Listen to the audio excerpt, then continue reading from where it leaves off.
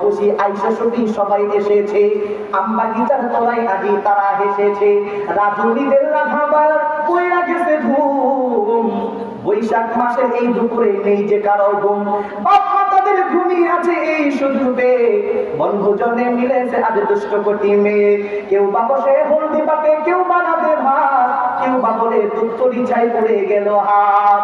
হ্যাঁ আমার বন্ধুরা, আমার আমরা নিজেরাই ছোট্টবেলায় দেখলাম আমাদের গ্রামের মারা বাবারা বাচ্চা ছেলেদেরকে খাবার দাবার কমপ্লিট করে যখন ছাইরা দিত, ভাইরা আমার বাচ্চা ছেলেগুলা কি করতো, বাড়ির পাশেই ঘরের পিছনে যাইয়া এইরকম ভাবে তারা কি করতো, খেলাধুলায় লিপ্ত থাকতো। ভাইরা আমার, বন্ধুরা আমার, দিনের কান্তা লাগায় শুনবেন, ওই বাচ্চা শিশুগুলা এইরকম ভাবে তারা ওইরকম ভাবে ছেলে যেগুলো আছে ওরা খেলার মাঠে যাইয়া গর্তটা গঠন কইরা পাথরিটারে ভাইয়া একটা আরেকটার সঙ্গে জোড়া লাগাইয়া এরপর কলা পাতার ছাউনি দিয়া ছোট্ট বাচ্চাগুলা ছেলেগুলা ঘর বানানোর কাজ করতো। ভাইরা আমার, মেয়েগুলা কি করতো, ওই গর্ত খনন কইরা মিশামিশি রান্না করতো। ভাইরা আমার, মাঝে মাঝে চাটতো আর বলতো লবণ বেশি হয়ে গেছে, আসলে লবণ পানি কিছুই নেই, আছে শুধু মাটি। কথা ঠিক কিনা ভাইরা আমার?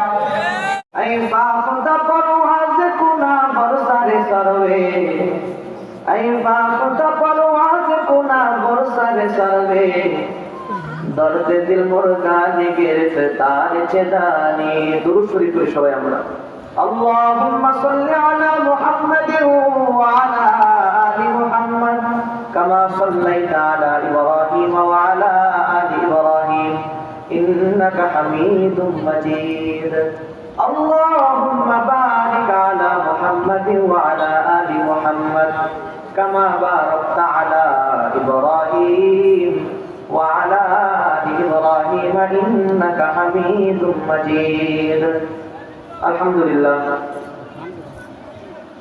আদর্শ যুব সংঘ আয়েশা সিদ্দিকা রাদিয়াল্লাহু তাআলা আনহা মহিলা মাদ্রাসা কর্তৃক আয়োজিত আজকের এই বার্ষিক ইসলামী মহাসম্মেলন তথা জান্নাতের বাগানের সম্মানিত শ্রদ্ধাভাজন সভাপতি সহ সভাপতি সহ আজকের এই মাহফিলের আমন্ত্রিত হযরত উলামায়ে কেরাম, আমার সামনে উপবিষ্ট বাবার বয়সের মুরব্বিয়ানে আযম ও আমার দিনদার ইমানদার প্রাণপ্রিয় যুবক ভাইরা, পর্দার আড়ালে সম্মানিতা মা বোনেরা ও আমার অতি আদরের ছোট ছোট ভাই ও বন্ধুরা, আল্লাহ পাক রব্বুল আলামিনের দরবারে আমরা শুকরগুজার হই যে মহান আল্লাহ তাআলা আমাদেরকে অত্যন্ত দয়া করে, মায়া করে, মহব্বত করে, ভালোবেসে আমাদের হায়াতকে দীর্ঘায়িত করে আজকের এই মুহূর্ত পর্যন্ত আমাদেরকে সুস্থতার নিয়ামত দান করে কোরআন পাকের মহব্বত নিয়ে জান্নাতি একটা মজলিসে আয়েশা বসার তৌফিক দান করছেন। এজন্য মহান মালিকের দরবারে আমরা শুকরিয়া আদায় করি। সকলে একবার বলি আলহামদুলিল্লাহ। সম্মানিত মুহতারাম হাজিরিন, যারা আমার সামনে উপবিষ্ট আছেন, এর থেকেও কমপক্ষে 5-6 জন মানুষ এখানে দোকানপাট রাস্তাঘাটের ভিতরে আছে, ঠিক না বেঠিক? যতদূর পর্যন্ত মাইকের আওয়াজ যাচ্ছে সকলকে অনুরোধ করব, যেহেতু আজকের এই মাহফিলের মূল অধিবেশন শুরু হয়ে গেছে, উলামায়ে কেরাম সকলে উপস্থিত হয়ে গেছেন, আপনারা খুশি না বেজার? খুশির আওয়াজ কি আসতে হয় না জোরে হয়? আপনারা খুশি না বেজার? একবার বলেন আলহামদুলিল্লাহ। আসলে প্রধান, দ্বিতীয়, তৃতীয় এগুলা তো কোনো বিষয় না, আমন্ত্রিত মেহমান সকলেই সম্মানিত, ঠিক না ভাই? হয়তো রুখসাতের কারণে কোনো না কোনো কারণ উপরে নিচে দেওয়া হয়, এগুলো কোনো ফ্যাক্টর না। দেখছেন যে প্রধান মেহমান দেওয়া প্রখ্যাত মুফাসসির লেখা, প্রখ্যাত মুফাসসিরের তর্জমার যে ভারত, ওইটাই তো ভাই নিজের ভিতরে নাই। আজকের মাহফিলের যিনি সহসভাপতি সাহেব আছেন, অনেক বড় আলেম দিন, হাদিস পড়ান, হয়তো আমরা তাদের ছাত্র হওয়ার যোগ্য হতে পারি কিনা জানি না। তো যাই হোক, নাম দাম উপরে নিচে এগুলো কোনো বিষয় না। এখন প্রধান মেহমান দিয়ে দিচ্ছে, আলোচনা শেষ হলে মাহফিল শেষ হবে, সেটা এমন নাকি? আর উলামায়ে কেরাম আছেন না, সবাই উপস্থিত আছেন আলহামদুলিল্লাহ। যেহেতু উলামায়ে কেরাম সকলে উপস্থিত আছেন এবং ওয়াদা রক্ষার্থে আরো এক জায়গায় আমাকেও যাইতে হবে, এই জন্য এদিক সেদিক কথা বলার কোনো সুযোগ নাই, সময় নির্ধারণ করা। আমি চাচ্ছি এদিক সেদিক কিছু না বলে সরাসরি মূল আলোচনায় চলে যায়। আপনারা কি বলেন? তো যতদূর পর্যন্ত মাইকের আওয়াজ যাইতেছে, প্রত্যেকটা ভাইদেরকে বলবো, যুবক মুরব্বী যারা আছেন, মেহেরবানি করে আপনারা অতি দ্রুত প্যান্ডেলের ভিতরে আয়েশা বসা যান। আল্লাহ তাআলা আমাদেরকে আয়েশা বসার তৌফিক দান করুন, বলেন আমিন। যেহেতু আজকের এই মাহফিলটা আদর্শ যুব সংঘ ও আয়েশা সিদ্দিকা রাদিয়াল্লাহু তাআলা আনহা মহিলা মাদ্রাসা কর্তৃক আয়োজিত, এজন্য আমি বসে বসে ভাবতেছিলাম কি নিয়ে আলোচনা করলে একটু ফায়দা হবে। তো ভাবলাম এই সমস্ত মহিলা মাদ্রাসা থেকে মেয়েদেরকে শিক্ষা দেওয়া হয়, কথা ঠিক না ঠিক? তো আমাদের পৃথিবীর ভিতরে যত মানুষ পৃথিবী আসতেছে, এই পৃথিবীতে যত মানুষ জন্মগ্রহণ করতেছে, পৃথিবীতে তো অনেক কিছু তৈরি হওয়ার অনেক ফ্যাক্টরি আছে, আছে না নাই? কিন্তু মানুষ তৈরি হওয়ার ফ্যাক্টরি কয়টা ভাই বলেন তো? একটা, সেটা হলো আমার মা জাতি। কথা ঠিক না ঠিক? সমস্ত মানুষগুলো আমরা দুনিয়াতে আসতেছি মায়ের গর্ভের মাধ্যমে। এজন্য এই মানুষগুলাকে আদর্শবান বানানোর জন্য মহিলা যারা আছেন, মা যারা আছেন, মেয়ে যারা আছেন, ওনাদের কি ভূমিকা, এটা নিয়ে কিছু আলোচনা করি। আপনারা কি বলেন? আল্লাহ তাআলা সঠিক কথাগুলো বলা এবং বলনেওয়ালা শুননেওয়ালা সকলকে আমল করার তৌফিক দান করুন, বলেন আমিন। সময় যেহেতু সংক্ষিপ্ত, আমি খুব গুরুত্বপূর্ণ কিছু কথা বলবো, আপনারা একটু দিনের কানটা লাগাই শুনবেন। রাজি আছেন তো? আর যেটা জিজ্ঞাইবো এটা একটু আওয়াজ দিয়ে জবাব দিবেন। রাজি আছেন তো ইনশাআল্লাহ? মুহতারাম হাজিরিন, আমরা প্রত্যেকেই জানি দিন যত গড়াইতেছে পৃথিবীতে দেখবেন হাজার হাজার নতুনত্বের আবিষ্কার হচ্ছে, হাজার হাজার নতুনত্ব। একটা সময় যে জিনিসগুলো আমরা কখনো কল্পনাতেও আনতে পারি নাই, আমরা এখন নিজেরাই সেগুলো ভোগ করতেছি। কথা ঠিক না ঠিক? একটা সময় যে জিনিসগুলো আমরা ভাবতেও পারি নাই, সেই জিনিসগুলো আমরা নিজেরা ব্যবহার করতেছি। একটা সময় যে বস্তুগুলা, যে জিনিসগুলা দুঃসাধ্য ছিল, এটাকে পাওয়া বা অর্জন করা, এটা এখন একদম সহজ হয়ে গেছে। সব জায়গায় পাওয়া যাইতেছে, যত্রতত্র পাওয়া যাইতেছে এবং অনেক পাওয়া যাইতেছে। কথা ঠিক না ঠিক?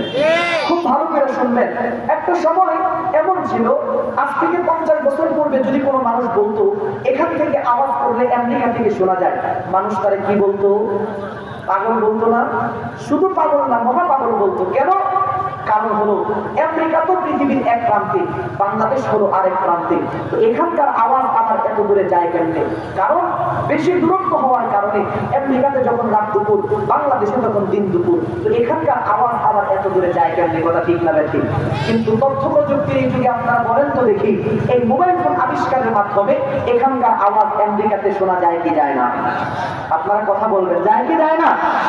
কারণ হাজির, খুব ভালো করে বুঝবেন, আজ থেকে 50 বছর পূর্বে কেউ যদি বলতো বাংলাদেশ থেকে একটা চিঠি পাঠাইতে আমেরিকাতে 20 মিনিট সময় লাগে, মানুষ তার পাগল বলতো। কথা ঠিক না ঠিক? কিন্তু বলুন তো দেখি, তথ্য প্রযুক্তির এই যুগে, আজকের আধুনিক বিশ্বের উন্নত পৃথিবীর ভিতরে ফ্যাক্স আবিষ্কারের মাধ্যমে আমেরিকাতে নয়, তাম পৃথিবীতে এক প্রান্ত থেকে আরেক প্রান্ত পর্যন্ত কোন চিঠি সরবরাহ করা এখন এটা ওয়ান টুর ব্যাপার। কথা ঠিক না ঠিক? সুতরাং হাজির, খুব ভালো করে বুঝবেন, একটা স্টেশনে নিয়ে যাওয়ার জন্য কথাগুলা বলতেছি।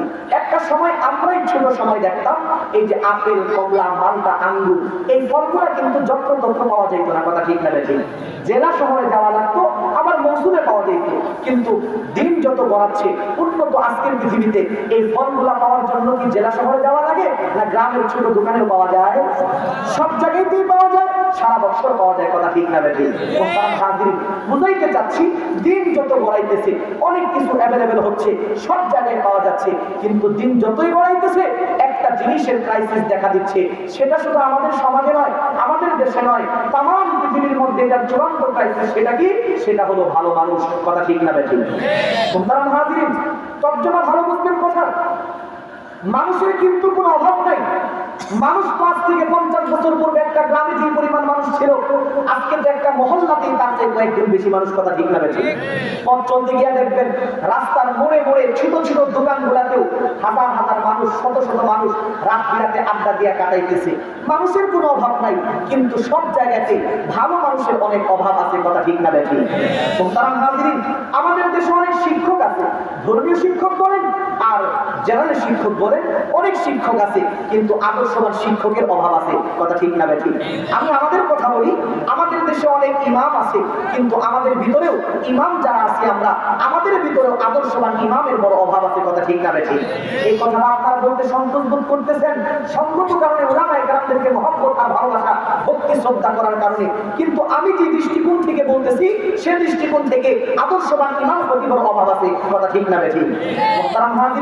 আপনারা বলেন তো দেখি, আমাদের নবীজি ইমাম ছিলেন, নবীজি যে ইমাম ছিলেন তার মতো কি আমরা? নবীজির কথা রাখেন, সাহাবায়ে কেরাম, সিদ্দিক আকবর ইমাম ছিলেন, ফারুক আযম ইমাম ছিলেন, বেলাল হাবশী ইমাম ছিলেন, তো ওনারা যে ইমাম ছিলেন তার মতো কি আমরা? আমি আমাদের দেশের কথাই বলি ভাইরা আমার, আমাদের জাতীয় মসজিদের ইমাম খতিব ছিলেন খতিব ওবাইদুল হক রাহমাতুল্লাহি আলাইহি, উনি যে খতিব ইমাম ছিলেন তার মতো কি আমরা? তার মতো আমরা না। এজন্য এই কথাটা বললাম। মুহতারাম হাজিরিন, এমন ইমাম তো আমাদের সমাজে আছে, 20 বছর হয় মসজিদের ভিতরে ইমামতি করেন, এই 20 বছর পর্যন্ত উনি যেই বাড়িতে খাবার খাইলেন, ওই বাড়িওয়ালা মুসল্লি চাচা আঙ্কেল যিনি আছেন তামাম 20 বছর তারে অনেক মেহমানদারি করলো, কত কেক খাওয়াইলো আর খুব খাওয়াইলো, দাওয়াত করে নিয়ে খাওয়াইলো, কিন্তু তামাম 20 বছরের ভিতরে ইমাম সাহেব ওই বাড়িওয়ালাকে এই কথাটা জিগাইলো না, চাচা বলেন তো দেখি আপনার দোয়ায় মাগফিরাত আমার হচ্ছে কিনা। এই কথা জিজ্ঞেস করার মতো ইমামের সংখ্যা আমাদের সমাজে কম না বেশি? কথা বলেন, কম কম। সঠিক কথা বলতে হবে। আবার মুসল্লিও প্রচুর আছে। এই মুসল্লি জীবনে কত হুজুরের সঙ্গে সময় দিল, কিন্তু একবার হুজুরের কাছে যাইয়া এত লম্বা টাইম কাটাইলো, ঘন্টার পর ঘন্টা হুজুরের সঙ্গে সময় দিল, ঘুরলো ফিরলো, কিন্তু মুসল্লিও জিগাইল না, হুজুর দেখেন তো আমার দোয়ায় মাগফিরাত করা হচ্ছে কিনা। এই কথা জিজ্ঞেস করার মতো মুসল্লির সংখ্যাও আমাদের দেশে কম। কথা ঠিক না বেঠিক? তার মানে কি বুঝলাম? প্রচুর ইমাম আছে কিন্তু আদর্শবান ইমামের অভাব আছে, প্রচুর মুসল্লি আছে কিন্তু আদর্শবান মুসল্লির অভাব আছে। আদর্শবান মুসল্লি তো হলো সে যে এইরকম উলামায়ে কেরামদের সাথে সম্পর্ক রাখে, তাদেরকে কালাম করবে, তাদের থেকে দিনের মাসআলা যাই না, দিনের উপর সঠিকভাবে চলবে, সে তো আদর্শবান মুসল্লি। জোরে বলেন কথা ঠিক না বেঠিক? এটাও আমাদের দেশে কম। মুহতারাম হাজিরিন, আমাদের দেশে তো হাজার হাজার ওয়াইজ আছে, ওয়াইজিনদের কোনো অভাব নাই, বিভিন্ন রঙের বিভিন্ন ঢঙ্গের হাজার হাজার ওয়াইজ। দেখেন না, কওমি যারা তারা এক রকমের ফতোয়া দেয়, সরকারি যারা তারা আরেক রকমের ফতোয়া দেয়, আবার ভান্ডারি টান্ডারি এরা আবার আরেক রকমের ফতোয়া দেয়। আছে না? জোরে বলেন। অনেক রঙের অনেক ঢঙ্গের অনেক বক্তা আছে, ওয়াইজ আছে, কিন্তু আদর্শবান ওয়াইজের বড় অভাব আছে। জোরে বলেন কথা ঠিক না বেঠিক? তাহলে আমি আমাদের থেকেই শুরু করলাম। আমাদের ভিতরে আদর্শবানটা খুব কম আছে। আমাদের দেশে অনেক ড্রাইভার আছে কিন্তু আদর্শবান ড্রাইভারের অভাব আছে। আমাদের দেশে অনেক রাজনীতিবিদ নেতা আছে কিন্তু আদর্শবান রাজনীতিবিদ নেতার বড় অভাব আছে। জোরে বলেন কথা ঠিক কিনা? এক কথায় বুঝালেন, লম্বা টাইম মেসল দিয়ে বোঝানোর মতো সময় হাতের মধ্যে নাই।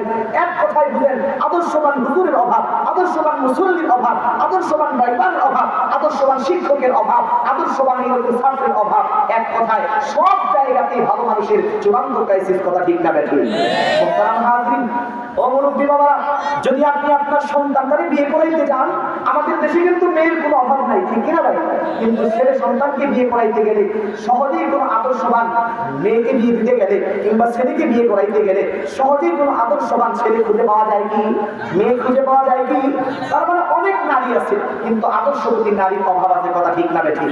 আবার মেয়েকে বিয়ে দিতে যাবেন, আমাদের দেশে তো যুবকের সংখ্যার অভাব নাই, সব দিক থেকে ফিটফাট পাই, কোনো সমস্যা নাই, কিন্তু খুঁজ দিতে গেলে দেখা যায় এই যুবকটা কোনো না কোনো মরণ নেশায় আক্রান্ত। কথা ঠিক না বেঠিক? তার মানে কি বুঝলাম? সব জায়গাতে আদর্শবান ভালো মানুষের অনেক অভাব চলতেছে। তামাম পৃথিবী আজকে ভালো মানুষের ক্রাইসিস উদ্ধারণ করতেছে। কিন্তু ভাইরা আমার, এই ভালো মানুষ তৈরি হওয়ার পথ ফ্যামিলিগতভাবে, রাষ্ট্রীয়ভাবে দিন যতই গড়াইতেছে ততই বন্ধ করা হচ্ছে। যদি বলেন হুজুর কেমনে, একটু বোঝায় বলেন। আমি আপনাদেরকে জিজ্ঞাসা করি, এই পৃথিবীতে অনেক কিছু তৈরি হওয়ার অনেক ফ্যাক্টরি আছে, কিন্তু মানুষ তৈরি হওয়ার ফ্যাক্টরি কয়টা? সবাই বলে বলেন। সেটা কি? সেটা হলো আমার মা জাতি। ভাইরা আমার, বন্ধুরা আমার, এই পৃথিবীতে যত মানুষকে আল্লাহ পাক রব্বুল আলামিন পাঠিয়েছেন, সমস্ত মানুষগুলো মায়ের গর্ভের মাধ্যমে এসেছে। পৃথিবীর ভিতরে আল্লাহ পাক রব্বুল আলামিন শুধুমাত্র দুইজন মানুষকে আল্লাহ তাআলা দুনিয়াতে পাঠাইছেন ভিন্ন পন্থায়, তারা মায়ের গর্ভের মাধ্যমে আসে নাই। একজন হলেন আদম আলাইহিস সালাতু ওয়াস সালাম, আরেকজন হলেন মা হাওয়া আলাইহিস সালাতু ওয়াস সালাম। এই দুইজন মানুষ মায়ের গর্ভের মাধ্যমে আসে নাই। এছাড়া তামাম পৃথিবীর যত মানুষগুলো আছে, বন্ধুরা আমার, ভাইরা আমার, সমস্ত মানুষগুলো মায়ের গর্ভের মাধ্যমে দুনিয়াতে এসেছে ভাইরা আমার। এমনকি হযরত ঈসা আলাইহিস সালাতু ওয়াস সালাম, যদিও বাবা নাই, আল্লাহ পাক রব্বুল আলামিন কুদরতের মাধ্যমে হযরত ঈসা আলাইহিস সালাতু ওয়াস সালামকে মায়ের গর্ভের মাধ্যমে দুনিয়াতে পাঠাইলেন। বলেন সুবহানাল্লাহ। যেহেতু বন্ধুরা আমার, ভাইরা আমার, পৃথিবীর সমস্ত মানুষগুলো পৃথিবীর ভিতরে জন্মগ্রহণ আমরা করতেছি মায়ের গর্ভের মাধ্যমে। এই জন্য মা জাতি হলো মানুষ তৈরি ফ্যাক্টরি। ভাইরা আমার, আপনাদের এই অঞ্চলের ভিতরে ব্রিক ফিল্ড আছে নাকি ভাইরা আমার? ইটের ভাটা আছে না? আছে, আছে, অঞ্চলে ইটের ভাটা আছে। আপনারা যদি লক্ষ্য করেন দেখবেন, কোন একটা মানুষ যদি ভালো বানাইতে চায়, কয়েকটা জিনিসকে তারা একত্রিত করা লাগে, দিনের কানটা লাগাই শুনবেন। কোন মানুষ যদি বানাইতে চায়, অনেকগুলা দিক লক্ষ্য করা আগে। এক নাম্বার হলো মাটি হতে হয় গুণ সম্পন্ন। সব মাটির ইট কিন্তু ভালো হয় না ভাইয়েরা আমার। দুই নাম্বার, ওই ইট যে বানাবে যে মিস্ত্রি, সেই মিস্ত্রি তো হয় দক্ষ। সব মিস্ত্রি ভালো ইট বানাইতে পারে না। তিন নাম্বার একটা জরুরি জিনিস, সেটা হলো ডাইজেশন একটা মেশিন আছে, এটাও হতে হয় সুন্দর পাইপ। কারণ মাটিগুলো যদি ভালো করে ডাইজেশন করা না হয় তাহলে কিন্তু সুন্দর ইট বানানো যায় না। কথা ঠিক না ঠিক ভাইয়েরা আমার। চার নাম্বারের একটা জরুরি বিষয় হলো যে জমিন ইটকে বসানো হয় এই জমিনটা হতে হয় লেভেল পজিশন, উঁচু নিচু জায়গার মধ্যে কিন্তু সুন্দর ইট হয় না। কথা ঠিক না বেঠিক? 5 নম্বর আরেকটা জরুরি জিনিস, সেটা হলো কাঠের তৈরি একটা ফর্মা আছে, এই ফর্মাটা হতে হয় সুন্দর ফাইন সোজা। এই সবগুলা যদি ভালো হয় তাইলে একটা সুন্দর ভালো ইট পাওয়ার আশা করা যায়। কথা ঠিক না বেঠিক বলেন? ভালো করে বলবেন, মাটি সুন্দর, মিস্ত্রিও দক্ষ, জমিন ওয়াটার লেভেল করা এবং ডাইরেকশন মেশিন যেটা আছে পৃথিবীর মধ্যে সবচেয়ে উন্নত মানের মেশিন, সব ঠিক আছে, কিন্তু মাটির তৈরি যে ফরমাটা আছে এই ফরমাটা যদি একটু বাঁকা ফেরা হয়, কেমন পর্যন্ত দক্ষ মিস্ত্রি, উন্নত ডাইরেকশন মেশিন, জমিন ওয়াটার লেভেল আর সবচেয়ে উন্নত মাটি দিয়া কেমন পর্যন্ত একটা সোজা ইট বের করা সম্ভব হবে কি? আপনার বুঝেন আমার কথা? তাহলে আওয়াজ দিয়ে বলেন, কেমন পর্যন্ত একটা সোজা ইট বের করা সম্ভব হবে কি? হ্যাঁ আমার বন্ধুরা আমার, ঠিক তেমনি ভাবে আমাদের দেশের শিক্ষা, সভ্যতা, সংস্কৃতি সব দিক থেকে যতই উন্নতি করা হোক না কেন বন্ধুরা আমার, ভাইয়েরা আমার, যতক্ষণ পর্যন্ত মানুষ তৈরির ফর্মা আর ফ্যাক্টরি মা জাতিকে সুন্দর করা না যাবে ততক্ষণ পর্যন্ত উন্নত শিক্ষা, সভ্যতা, সংস্কৃতি দিয়া কেমন পর্যন্ত একজন আদর্শবান মানুষ পাওয়ার আশা করা যায় না। জোরে কোন কথা ঠিক কিনা? আদর্শবান মানুষ যদি তৈরি করতে চাই ভাইয়েরা আমার, আদর্শবতী মা লাগবে। এই বক্তব্য শুধু আমাদের নয়, এই বক্তব্য তো আজকের পৃথিবীর লেটেস্ট গবেষকদের ভাইয়েরা আমার, আজকের উন্নত পৃথিবীর গবেষক যারা আছে তারা তো বলতেছে, তোমরা আমাকে একটা সুস্থ মা দাও, আমি তোমাদেরকে একটা সুস্থ জাতি উপহার দেব। ভাইয়েরা আমার, মুসলমান বন্ধুরা আমার, ভাইয়েরা আমার, আপনার ভালো করে লক্ষ্য করে দেখবেন আমাদের সমাজের ভিতরে কিছু বাচ্চা শিশু আছে, তারা দুনিয়াতে আসার পর মাত্র 2-3 বছর বয়সের ভিতরেই তাদের চোখের মধ্যে চশমা লাগাইছে, 2-3 হাজার পাওয়ারের আছে না নাই? আমি আপনাদেরকে জিজ্ঞাসা করতে চাই, এই বাচ্চা শিশুটা দুনিয়াতে আসলো কবে? আর দুনিয়ার আলো চোখ দিয়ে দেখতে দেখতে তার চোখের পাওয়ার গেল কোন দিন? ভাইয়েরা আমার, যদি খুঁজ দিয়ে দেখেন তাহলে দেখবেন এই শিশুটা দুনিয়াতে আসার পরে চোখের পাওয়ার নষ্ট হয় নাই, বরং ও যখন তার মায়ের গর্ভে ছিল ভাইয়েরা আমার, তখন মা কোনো না কোনো রোগে আক্রান্ত ছিল। মা ডাক্তারের কাছে যাওয়ার পর ডাক্তারকে বলে নাই আমি অসুস্থ, ডাক্তারও জিজ্ঞেস করে নাই, আর ডাক্তারও জানে না মা প্রেগন্যান্সি কিনা, নরমাল ওষুধ লেখা দিছে, মা ওষুধপত্রগুলো সেবন করছে, যার কারণে ওই ঔষধের প্রতিক্রিয়ার ফলে সন্তানের চোখের মধ্যে পাওয়ার নষ্ট হওয়ার, এই নষ্ট হওয়ার রূপটা দেখা দিয়েছে। কথা ঠিক কিনা ভাইয়েরা আমার? এই জন্য বন্ধুরা আমার, ভাইয়েরা আমার, কোন ডায়াবেটিস আক্রান্ত রোগী যদি মা হয়, সেই মাকে রূপটা নিয়ন্ত্রণ করা বৃদ্ধ বাচ্চা নিতে নিষেধ করে। কেন ভাইয়েরা আমার? তার কারণ হলো সুস্থ সন্তানের জন্য সুস্থ মায়ের দরকার। কথা ঠিক কিনা ভাইয়েরা আমার, বন্ধুরা আমার? তাহলে কি বুঝলাম আমার ভাইয়েরা? একজন সন্তানের দেহের ভিতরে মায়ের অসুস্থতার দেহের প্রভাব যদি কার্যকরী হতে পারে, তাহলে সেই মায়ের আত্মা আর চরিত্রের সুস্থতার প্রভাব কি কোন সন্তানের আত্মা আর চরিত্রের উপর প্রভাব করতে পারে কি পারে না? এই জন্য বন্ধুরা আমার, ভাইয়েরা আমার, আদর্শবান মানুষ করতে চাইলে আদর্শবতী মায়ের প্রয়োজন। তবে বাবাকেও ভালো হতে হবে, মাকেও ভালো হতে হবে ভাইয়েরা আমার, কিন্তু বাবার তুলনায় মাকে হতে হবে বেশি আদর্শিতা। কারণ যেই পরিমাণ টাইম সন্তান মাকে তার ভিতরে রাখে, যেই পরিমাণ টাইম সন্তানকে তার কাছে রাখে ভাইয়েরা আমার, ওই পরিমাণ টাইম কিন্তু বাবার রাখার কাছে সুযোগ নাই। কথা ঠিক কিনা ভাইয়েরা আমার? যেমন 10 মাস 10 দিন মা গর্ভে ধারণ করে, পক্ষান্তরে বাবা বহন করার যোগ্যতা রাখে না। প্রসবের সময় সেই কষ্ট সহ্য করে মা ভাইয়েরা আমার, ওইখানে বাবা বহন করার যোগ্যতা রাখে না। দুগ্ধ পান করার নির্দিষ্ট সময়টাও কি বহন করে? মা বহন করে, সেইখানেও বাবা বহন করার যোগ্যতা রাখেন না। এই জন্যই তো আমাদের নবী আলাইহিস সালামকে জিজ্ঞেস করা হয়, ও নবীজি আপনি বলেন না পিতা মাতার মধ্যে সবচেয়ে বেশি অধিকার হক কার রয়েছে? নবীজি 3 বার বললেন তোমার মা, তোমার মা, তোমার মা, তারপর তোমার বাবা। কেন? মা 3টা কষ্ট এমন রয়েছে যে কষ্টগুলা মা একাই বহন করে, যেখানে বাবা বহন করার যোগ্যতা রাখে না। বন্ধুরা আমার, ভাইয়েরা আমার, সত্যিকার অর্থে আমার দেশের একজন মা এরা যদি কুরআন হাদিসে বর্ণিত পদ্ধতিতে নিজের জীবনটাকে চালাইতে পারে ভাইয়েরা আমার, নিজের জীবনটাকে যদি কুরআন হাদিসে বর্ণিত পদ্ধতি অনুযায়ী চালাইতে পারে, তাহলেই এক একজন মায়ের ঘর থেকে বের হবে এই যুগের আব্দুল কাদের জিলানী, বাইজিদ বুস্তামি, একজন বাগদাদি। কথা ঠিক কিনা ভাইয়েরা আমার, বন্ধুরা আমার, দিনের কান্তা লাগিয়ে শুনবেন। দারুল উলুম দেওবন্দের সকল মুতাবিক আবি তৈয়ব সাহেব রাহমাতুল্লাহি আলাইহি উনি বলছেন এই পৃথিবীর সর্বপ্রথম বিদ্যালয় হলো মায়ের পেট। আর সর্বপ্রথম টিচার হলো মায়ের কুল, মা নিজেই। কথা ঠিক কিনা ভাইয়েরা আমার? আপনারা লক্ষ্য করলে দেখবেন, আপনারা ভালো করে যদি লক্ষ্য করে দেখবেন, বাচ্চা শিশু যারা আছে এরা কিন্তু চূড়ান্ত অনুসরণে এক্সপার্ট, যেমন দেখে তেমন তাই করে। আছে না নাই? আছে না নাই বলেন? দেখবেন যে ঘরের ভিতরে বাবা মা দুইজনে নামাজি হয়, আযান হলেই বাবা টুপি মাথায় দিয়ে মসজিদের দিকে রওনা করে, মা আল্লাহ থেকে উন্নাটা টান দিয়া নামাইয়া যায় নামাজ বিছায়া দিয়া নামাজে দাঁড়ায়া যায়। ওই ঘরের বাচ্চা শিশু যেটা আছে, ওই বাচ্চা শিশুটাকে ঘুম পাড়াইয়া হয়তো মা বাইরে কোনো কাজ করতেছে ভাইয়েরা আবার, তো এমন মুহূর্তে মসজিদের পাশে হয়তো বাড়ি, মুয়াজ্জিন আযান দিছে, আযানের আওয়াজ শুনে বাচ্চার ঘুমটা ভেঙে গেছে। তো বাচ্চা ঘুম থেকে জাগ্রত হইয়া এদিক সেদিক চায়া থেকে, পাশে আব্বুও নাই আম্মুও নাই, এমন মুহূর্তে বাচ্চা শিশুটার মস্তিষ্কে মনে পড়ে গেল এই আওয়াজ আসলেই তো মা এক প্রকার বিশেষ কাজ করে। সেটা কি?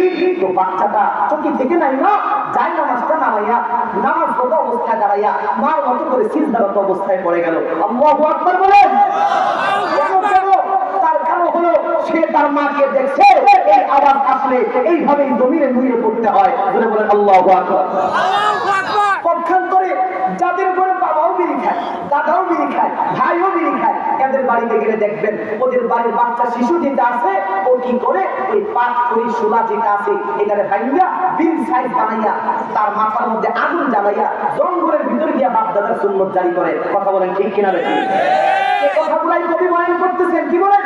নরপশি আইসা সখী সবাই এসেছে, আম্বা গীতার তলায় আজি তারা হেসেছে, রাজনীদের রাধাবার কইরা গেছে ঘুম, বৈশাখ মাসের এই দুপুরে নেই যে কারো ঘুম, বাপ মা তাদের ঘুমিয়ে আছে এই সুযোগে, বনভোজনে মিলেছে আজ দুষ্ট কোটি মেয়ে, কেউ বা বসে হলদি পাতে, কেউ বানাতে ভাত, কেউ বা বলে দুত্তরি চাই পড়ে গেল হাত।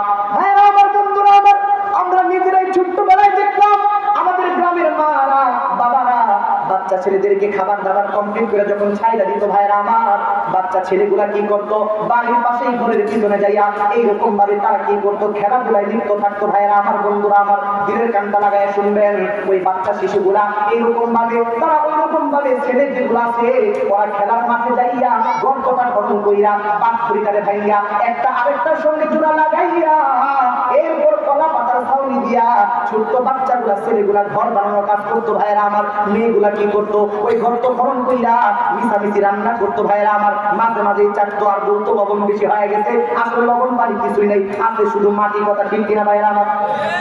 বন্ধুরা আমার, ভাইরা আমার, আবার মাঝে মাঝে হাতটা টান দিয়ে বলতে হয় হাত পুড়ে গেছে, আগুন আসেনি কিছু। এ মুসলমান ভালো করে বুঝবেন, এই যে রান্না বান্না করার প্রশিক্ষণ, ঘর বাংলা প্রশিক্ষণ কোন ইউনিভার্সিটিতে নিয়ে গেছে ভাইরা আমার? আব্বা আম্মা থেকে দেখি তো শিখতে। কথা ঠিক কিনা বলেন? আপনারা লক্ষ্য করলে তাকায় দেখবেন, যেই ঘরের ভিতরে 24 ঘন্টা নাচ গান চলতে থাকে, ওই ঘরের বাচ্চা শিশু যেটা আছে ভাইরা আমার, এই বাচ্চা শিশুটাও নাচতে থাকে, ডান্স দিতে থাকে ভাইরা আমার। আছে না নাই? কিন্তু পক্ষান্তরে যাদের ঘরে জিকরুল্লাহ চালু আছে, আল্লাহর তিলাওয়াতে কোরআন চালু আছে, এদের ঘরে গেলে দেখবেন ছোট্ট বাচ্চা যারা আছে এরা যদিও কথা বলতে পারে না, কিন্তু জিকরুল্লাহ চালু থাকার কারণে এই বাচ্চাগুলা জিকিরের ভান করতে থাকে। আছে না নাই? ভাইরা আমার, বন্ধুরা আমার, আমি আমার কথায় আপনাদেরকে শোনাই। আল্লাহ তাআলা আমাকে একটা কন্যা সন্তান দান করেছেন, আলহামদুলিল্লাহ। ও যখন নানুর বাড়িতে যায়, ওর নানু একজন আলেমে দ্বীন, তো ওর নানু যখন আল্লাহ আল্লাহ নামে জিকির করে, আমি নিজেই তো তাকায় দেখি আমার বাচ্চার বয়স 1 বছর এখন রোজ হয়ে গেছে, মাত্র 1 বছর পার হয়ে গেল, এখনো ভালো করে কথা বলতে পারে না। কিন্তু ওর সামনে আমরা যখন আল্লাহ নামের জিকির করি, আমার বাচ্চা মেয়েটাও তো বুঝে না আল্লাহকে চিনে না, কিন্তু পরিবেশের কারণে এই বাচ্চা শিশুটাও মালিকের জিকিরের ভান ধরতে থাকে। বলেন সুবহানাল্লাহ। আমার কে বুঝাইলাম আপনাদেরকে, তাম পৃথিবীর ভিতরে সব জায়গায় আদর্শবান মানুষের অভাব, কিন্তু আদর্শবান মানুষ তৈরি করতে চাইলে যে বিষয়টা সুন্দর করতে হবে সেটা হলো মা জাতিকে সুন্দর করতে হবে। কথা ঠিক কিনা ভাইয়েরা আমার? যতদূর পর্যন্ত মাইকের আওয়াজ যাইতেছে, প্রত্যেকটা মা বোনদেরকে কথাটা ভালো করে শোনার জন্য বলতেছি। ও মা, সন্তান গর্ভে আসার পর যখন দুনিয়াতে জন্মগ্রহণ করবে রে মা, অত্যন্ত সিকিউরিটির সাথে নিজেকে পরিচালনা করতে হবে। যদিও বাচ্চা সন্তান মুখে কোনো কথা বলতে পারে না, এরপরেও এই শিশুটার সামনে সব ধরনের কাজগুলাকে সাবধানতার সাথে করতে হবে। এরপর সন্তানটাকে বড় করাইতে হবে ইসলাম এবং কোরআনের পূর্ণাঙ্গ শিক্ষা দীক্ষা দিয়া। কথা ঠিক কিনা? ও পর্দার আড়ালের মা বোনেরা, আমাদের প্রত্যেকটা মা যদি নিজেদেরকে ইসলামের সুশিক্ষায় শিক্ষিত হয়ে গড়াইতে পারে, এদের পেট থেকে জন্মগ্রহণ করবে এই যুগের আব্দুল কাদের জিলানী বাইজিদ বুস্তামি, কথা ঠিক কিনা? এই জন্য বন্ধুরা আমার, ভাইরা আমার, এই সব বিষয় আমাদের কি করণীয়, এই বিষয়গুলো আপনাদেরকে আমি সুন্দর করে বোঝাবার জন্য অতীত যুগের ইতিহাস থেকে ছোট্ট একটা ঘটনা বলি, আমি আমার বয়ান শেষ করে দেব ইনশাআল্লাহ। আপনারা হয়তো শুনে থাকবেন, তাম পৃথিবীর ভিতরে একটা দেশের নাম তাম দুনিয়ার মানুষ জানে, ওই দেশটা চূড়ান্ত ভাঙ্গা করার কবলে পড়ে ভাইরা আমার। সেই দেশটার নাম হইল আফগানিস্তান। নাম শুনছেন কি শুনেন না? সবাই শুনছেন না? কেউ গেছেন নাকি আফগানিস্তান? জান নাই? নাম তো শুনছেন। আমার মনে হয় পৃথিবীর ভিতরে এমন কোন মানুষ নাই আফগানিস্তানকে চিনে না, জানে না, শুনে নাই। কারণ বর্তমান সময়ে তো আফগানিস্তান তামাম পৃথিবীর ভিতরে একটা আলোচিত বিষয়, কথা ঠিক কিনা জোরে বলেন? এই আফগানিস্তানের ভিতরে ভাইয়েরা আমার অতীত যুগে একজন প্রেসিডেন্ট ছিল, তার নাম ছিল আমির দোস্ত মোহাম্মদ খান। উনি একদিক থেকে ছিল ভাইয়েরা আমার, বন্ধুরা আমার, রাষ্ট্রপ্রধান। আরেক দিক থেকে ছিল ভাইয়েরা আমার বই আল্লাহ ওয়ালা তাকওয়া অবলম্বনকারী পরহেজগার খোদা বিরু বান্দা। জোরে বলেন সুবহানাল্লাহ।